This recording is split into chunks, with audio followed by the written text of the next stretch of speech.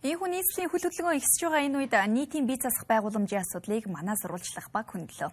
1.5 сая давсан хүн амтай Улаанбаатар хотод хамгийн багадаа 150-аас 270 нийтийн ариун цэврийн байгууламж байх шаардлагатай гэсэн судалгаа байна. Гэвч бодит байдал дээр ердөө 22 нийтийн бие засах газар байгуулсан ч дийлийнх нь тогтмол ажилдгүй, заримд нь өөр үйлчлэгээний байгууллага үйл ажиллагаа явуулж өнөөдрийн байдлаар зөвхөн 2 нь л ажиллаж байна.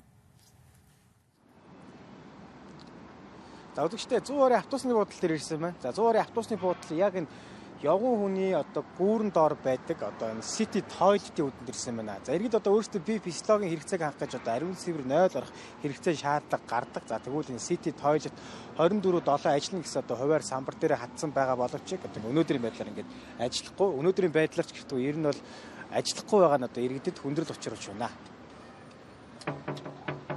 Хэрэгтэй шүү дээ. Хүүхэд эмэгтэйчүүд хөгшчүүл энэ төр ингээл нойл хэрэгтэй холоос явж байгаа улсууд энэ хэцүү л байдаг шүү дээ. Нойл олдохгүй. Тэгээ яг зориултал нь бол нойлоор ажилуулж ивэл энэ хэрэгтэй шүү дээ. Би бол хэрэгтэй л гэж ойлгох. Тэгээ ингээд өчнөө хөрөнгө зарж чинь байгуулсан байж таараа тэгчгээд одоо ингээд ажиллахгүй хоёрын хооронд ингээ хаагаа иччих. Янз бүрийн юм түрээсэлж мөрөөстэй дагшгүй шүү дээ.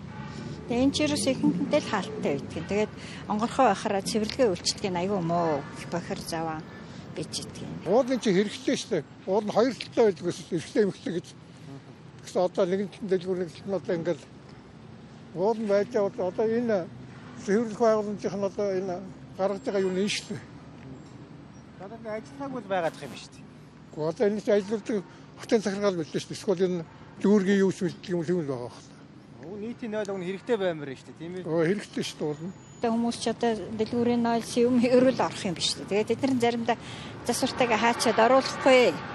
Тэгээ уул нь яг энэ зориултын газрууд байж ивэл энэ чинь бас хүн ороод зөв болсон 0-д гараад гар хөлөө угаагаад гарч ирэхэд зориулт нь тэгжил байгуулсан байх та. Тэгээ одоо тэрүүгээр ажиллахгүй ингээд хаагаад багтуулаа хийчих юм биш. Чадахгүй шүү дээ. Тэгж айгуу зааваа ер нь орж бороход бол ер нь их тийм хангалтгүй.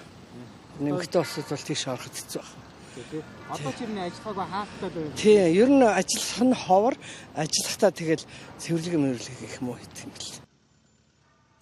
Иргэд нийтийн бие засах газар хүрэлцээгүйгээс шалтгаалan 24 цагийн турш ажилдаг 200 гаруй сүлжээ дэлгүүрийн ариун цэврийн өрөөг ашиглан хэрэгцээгээ шийдгээс өөр сонголтгүй хүрчээ.